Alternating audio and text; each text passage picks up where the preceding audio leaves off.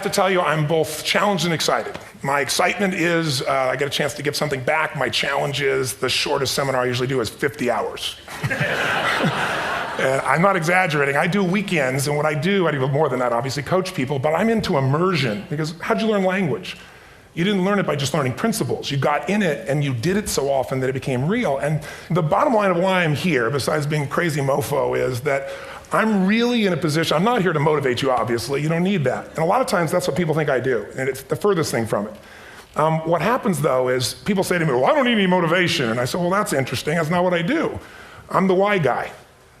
I want to know why you do what you do. What is your motive for action?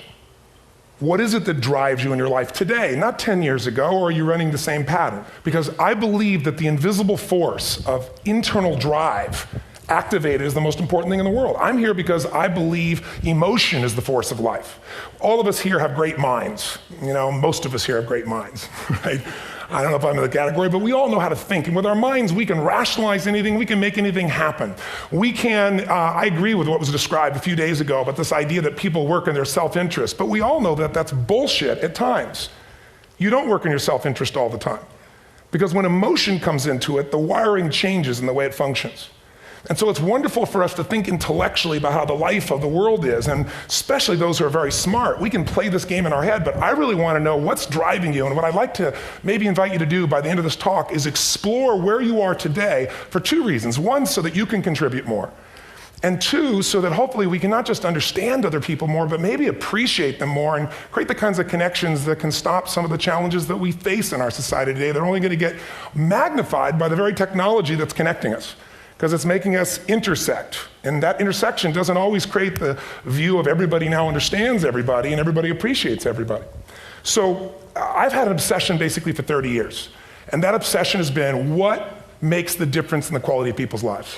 What makes a difference in their performance? Because that's what I got hired to do. I got to produce the result now. That's what I've done for 30 years.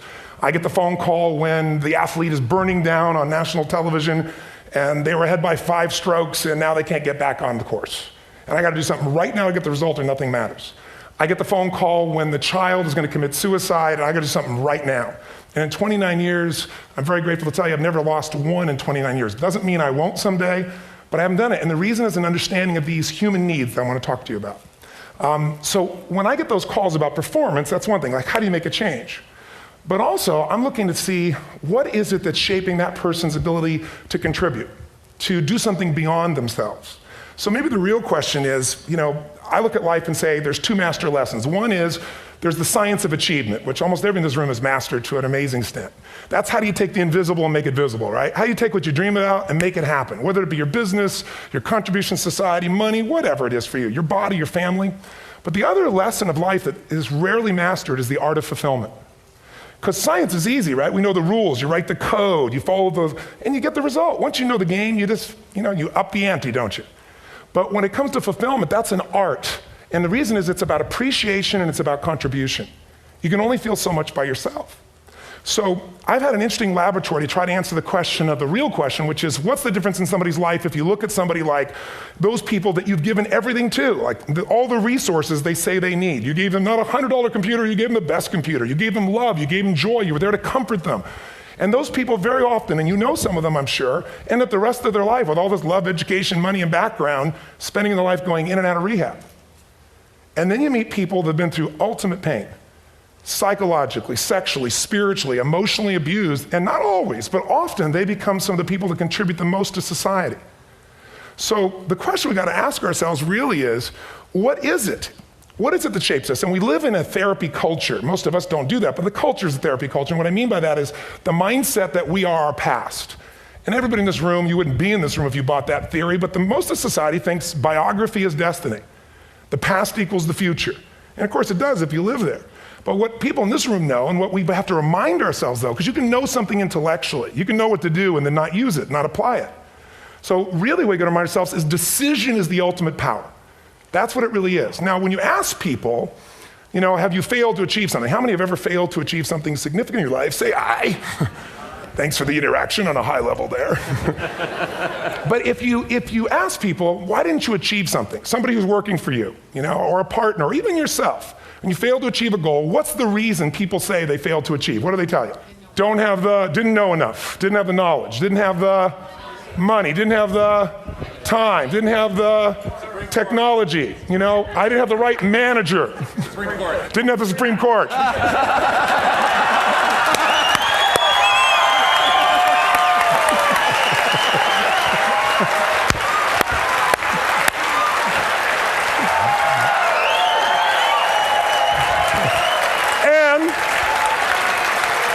And what do all those, including the Supreme Court, have in common? They are a claim to you missing resources. And they may be accurate. You may not have the money. You may not have the Supreme Court. But that is not the defining factor.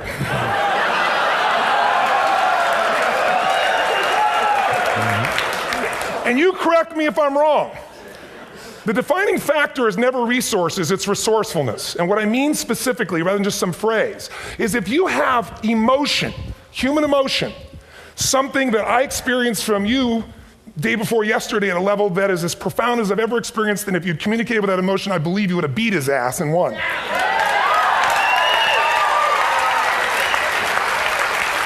But how easy for me to tell him what he should do. Idiot, Robbins. But I know when we watched a debate, at that time, there were emotions that blocked people's ability to get this man's intellect and capacity and the way they came across to some people in that day. Because I know people that wanted to vote in your direction and didn't, and I was upset. But there was emotion that was there. How many know what I'm talking about here? Say I. So emotion is it, and if we get the right emotion, we can get ourselves to do anything. We can get through it. If you're creative enough, playful enough, fun enough, can you get through to anybody, yes or no? If you don't have the money, but you're creative and determined enough, you find the way. So this is the ultimate resource, but this is not the story that people tell us, right? The story people tell us is a bunch of different stories. They tell us we don't have the resources, but ultimately, if you take a look here, flip it up if you would. They say, what are all the reasons they have in common? We've said that. Next one, please. He's broken my pattern, that son of a bitch. But I appreciated the energy, I'll tell you that. What determines your resources? We've said decisions shape destiny, which is my focus here. If decisions shape destiny, what determines it is 3 decisions. What are you going to focus on? Right now, you have to decide what you're going to focus on. In this second, consciously or unconsciously, the minute you decide to focus on something, you got to give it a meaning. And whatever that meaning is produces emotion. Is this the end or the beginning? Is God punishing me or rewarding me, or is this the roll of the dice? And emotion then creates what we're going to do, or the action. So think about your own life, the decisions that have shaped your destiny. And that sounds really heavy, but in the last 5 or 10 years, 15 years, haven't there been some decisions you've made that if you made a different decision, your life would be completely different? How many can think of one, honestly? Better or worse? Say I. So the bottom line is maybe it was where to go to work and you met the love of your life there. Maybe it was a career decision. I know the Google geniuses I saw here. I understand that their decision was to sell their technology at first. What if they made that decision versus to build their own culture? How would the world be different? How would their lives be different? Their impact. The history of our world is these decisions. When a woman stands up and says, no, I won't go to the back of the bus, she didn't just affect her life. That decision shaped our culture. Or someone standing in front of a tank. Or being in a position like Lance Armstrong and someone says to you, you got testicular cancer. That's pretty tough for any male, especially if you ride a bike. Right? You got it in your brain, you got it in your lungs. But what was his decision of what to focus on? Different than most people. What did it mean? It wasn't the end, it was the beginning. What am I gonna do? He goes off and wins 7 championships he never won once before the cancer because he got emotional fitness, psychological strength. That's the difference in human beings that I've seen of the 3 million I've been around. Because that's what my lab. I've had 3 million people from 80 different countries that I've had a chance to interact with over the last 29 years. And after a while, patterns become obvious. You see that South America and Africa maybe connect in a certain way, right? Other people say, oh, that sounds ridiculous. It's simple. So what shaped Lance? What shapes you? 2 invisible forces, very quickly. 1, state. We all have had times. Have you had a time you did something and after you did it, you thought to yourself, I can't believe I said that. I can't believe I did that. That was so stupid. Who's been there? Say I. Have you ever done something after you do it, you go, that was me. Right? It wasn't your ability, it was your state. Your model of the world is what shapes you long term. Your model of the world is the filter. That's what's shaping us. That's what makes people make decisions. When we want to influence somebody, we got to know what already influences them. And it's made up of 3 parts, I believe. First, what's your target? What are you after? Which I believe it's not your desires. You can get your desires to goals. How many of you got a goal or desire and thought, is this all there is? How many have been there? Say aye. So it's needs we have. I believe there are 6 human needs. Second, once you know what the target that's driving you is and you uncover it for the truth, you don't form it, you uncover it. Then you find out what's your map. What's the belief systems that are telling you how to get those needs? Some people think the way to get those needs is destroy the world. Some people is to build something, create something, love someone. And then there's the fuel you pick. So very quickly, 6 needs, let me tell you what they are. First one, certainty. Now these are not goals or desires, these are universal. Everyone needs certainty that they can avoid pain, at least be comfortable. Now how do you get it? Control everybody, develop a skill, give up, smoke a cigarette. If you got totally certain, ironically, even though we all need that, like if you're not certain about your health or your children or money, you don't think about much more. You're not sure the ceiling's gonna hold up, you're gonna listen to any speaker. But while we go for certainty differently, if we get total certainty, we get what? What do you feel if you're certain? You know what's gonna happen, when it's gonna happen, how it's gonna happen, what would you feel? Bored out of your mind. So God, in her infinite wisdom, gave us a second human need, which is uncertainty. We need variety. We need surprise. How many of you here love surprises? Say aye. Bullshit. You like the surprises you want. The ones you don't want, you call problems, but you need them. So variety is important. Have you ever rented a video or a film that you've already seen? Who's done this? Get a fucking life. Right? Why are you doing it? You're certain it's good because you read it before, saw it before, but you're hoping it's been long enough you've forgotten enough there's variety. Third human need, critical, significance. We all need to feel important, special, unique. You can get it by making more money. You can do it by being more spiritual. You can do it by getting yourself in a situation where you put more tattoos and earrings in places humans don't want to know. Whatever it takes. The fastest way to do this, if you have no background, no culture, and no belief in resources or resourcefulness, is violence. If I put a gun to your head and I live in the hood, instantly I'm significant. 0 to 10, how high? 10. How certain am I you're going to respond to me? 10. How much uncertainty? Who knows what's going to happen next? Kind of exciting, like climbing up into a cave and doing that stuff all the way down there. Total variety and uncertainty. And it's significant, isn't it? So you're willing to risk your life for it. So that's why violence has always been around and will be around unless we have a consciousness change as a species. Now you can get significance a million ways, but to be significant, you got to be unique and different. Here's what we really need. Connection and love, fourth need. We all want it. Most people settle for connection because love's too scary. Don't want to get hurt. Who here has ever been hurt in an intimate relationship? Say aye. If you don't raise your hand, you'll have about other shit too, come on. And you're gonna get hurt again. Aren't you glad you came to this positive visit? But here's what's true, we need it. We can do it through intimacy, through friendship, through prayer, through walking in nature. If nothing else works for you, get a dog. Don't get a cat, get a dog. Because if you leave for 2 minutes, it's like you've been gone for 6 months when you show back up again 5 minutes later, right? Now these first 4 needs, every human finds a way to meet. Even if you lie to yourself, even if you have split personalities. But the last 2 needs, the first 4 needs are called the needs of the personality, is what I call it. The last 2 are the needs of the spirit. And this is where fulfillment comes. You won't get fulfillment from the first 4. You'll figure a way, smoke, drink, do whatever, meet the first 4. But the last 2, number 5, you must grow. We all know the answer here. If you don't grow, you what? If a relationship's not growing, if a business is not growing, if you're not growing, it doesn't matter how much money you have, how many friends you have, how many people love you, you feel like hell. And the reason we grow, I believe, is so we have something to give of value. Because the 6th need is to contribute beyond ourselves. Because we all know, corny as it sounds, the secret to living is giving. We all know life's not about me, it's about we. This culture knows that, this room knows that. And it's exciting. When you see Nicholas up here talking about his $100 computer, the most passionate, exciting thing is here's a genius, but he's got a calling now. You can feel the difference in him, and it's beautiful. And that calling can touch other people. In my own life, my life was touched because when I was 11 years old, Thanksgiving, no money, no food, and we're not gonna starve, but my father was totally messed up. My mom was letting him know how bad he messed up. And somebody came to the door and delivered food. My father made 3 decisions. I know what they were briefly. His focus was, this is charity. What does it mean? I'm worthless. What do I gotta do? Leave my family, which he did. The time, one of the most painful experiences of life. My 3 decisions gave me a different path. I said, focus on, there's food, what a concept. You know? Second, but this is what changed my life. This is what shaped me as a human being. Somebody's gift, I don't even know who it is. I thought, my father always said, no one gives a shit.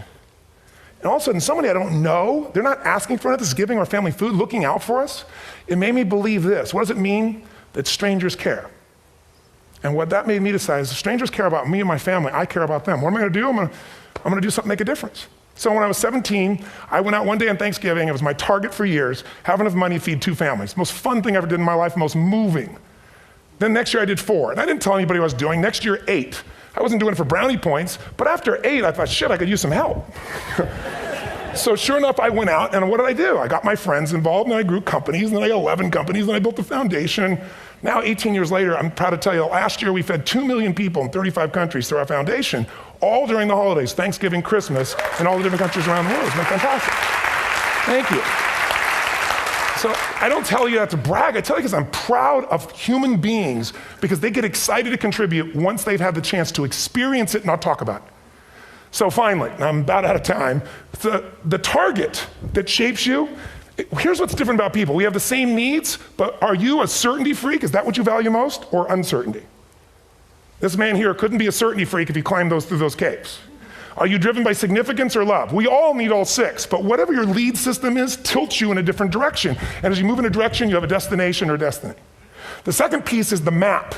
Think of that as the operating system tells you how to get there. And some people's map is, I'm gonna save lives even if I die for other people, and they're a fireman. Somebody else says, I'm gonna kill people to do it. They're trying to meet the same needs of significance, right? They want to honor God or honor their family, but they have a different map. And there are 7 different beliefs. I can't go through them because I'm done. The last piece is emotion. I say one of the parts of the map is like time. Some people's idea of a long time is 100 years. Somebody else says is 3 seconds, which is what I have. And the last one I've already mentioned that felt you. If you got a target and you got a map, and let's say, I can't use Google because I love Macs, and they haven't made it good for Macs yet. So if you use MapQuest, how many have made this fatal mistake of using MapQuest at some time? You use this thing and you don't get there. Well, imagine if your beliefs guarantee you can never get to where you want to go. The last thing is emotion. Now here's what I'll tell you about emotion. There are 6,000 emotions that we all have words for in the English language, which is a linguistic representation, right? It changes by language. But if your dominant emotions, if I have more time, I have 20,000 people or 1,000, and I have them write down all the emotions that they experience in an average week. And I give them as long as they need. And on one side they write empowering emotions, the other is disempowering. Guess how many emotions people experience? Less than 12. And half of those make them feel like shit. So they got 5 or 6 good frickin' feelings, right? It's like they feel happy, happy, excited, oh shit, frustrated, overwhelmed, depressed. How many of you know somebody who no matter what happens finds a way to get pissed off? How many know somebody like this? Or no matter what happens, they find a way to be happy or excited. How many know somebody like this? Come on. When 911 happened, and I'll finish with this, I was in Hawaii. I was with 2,000 people from 45 countries. We were translating 4 languages simultaneously for a program that I was conducting for a week. The night before was called Emotional Mastery. I got up, had no plan for this, and I said, we had all this fireworks, I do crazy shit, fun stuff. And then at the end I stopped, and I had this plan I was gonna say, but I never do what I'm gonna say. And all of a sudden I said, when do people really start to live? When they face death. And then I went through this whole thing about if you were gonna get off this island, if 9 days from now you were gonna die, who would you call, what would you say, what would you do? One woman, well that night is when 911 happened. One woman had come to the seminar, and when she came there, her previous boyfriend had been kidnapped and murdered. Her friend, or her new boyfriend, wanted to marry her, and she said no. He said, if you leave and go to that Hawaii thing, it's over with us. She said it's over. When I finished that night, she called him and left a message, true story, at the top of the World Trade Center where he worked, saying, honey, I love you. I just want you to know, I want to marry you. It was stupid of me. She was asleep, because it was 3 a.m. for us, when he called her back from the top and said, honey, I can't tell you what this means. He said, I don't know how to tell you this, but you give me the greatest gift because I'm going to die. And she played the recording for us in the room. She was on Larry King later. And he said, you're probably wondering how on earth this could happen to you twice. And he said, all I can say to you is, this must be God's message to you, honey. From now on, every day, give your all, love your all. Don't let anything ever stop you. She finishes, and a man stands up and he says, I'm from Pakistan, I'm a Muslim. I'd love to hold your hand and say I'm sorry, but frankly, this is retribution. I can't tell you the rest because I'm out of time.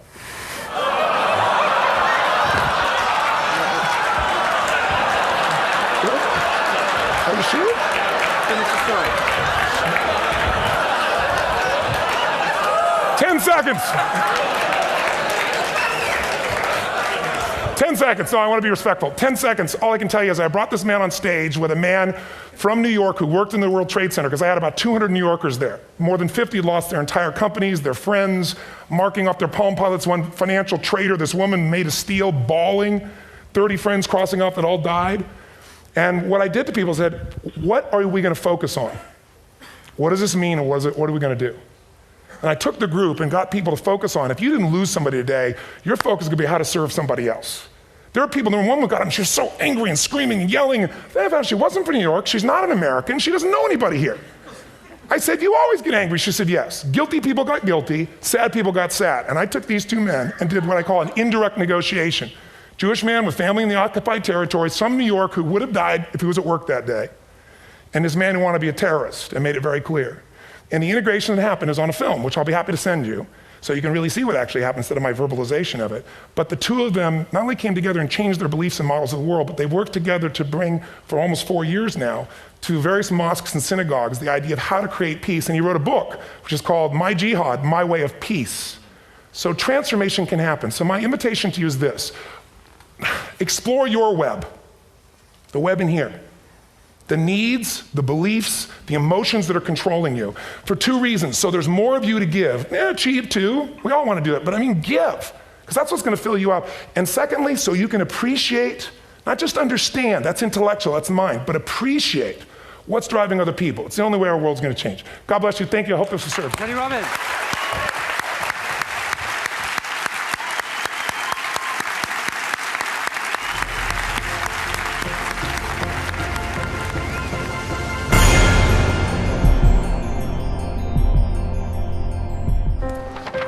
What if great ideas weren't cherished? What if they carried no importance?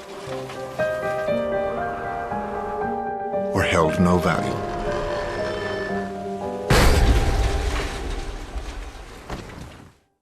There is a place where artistic vision is protected, where inspired design ideas live on to become ultimate driving machines.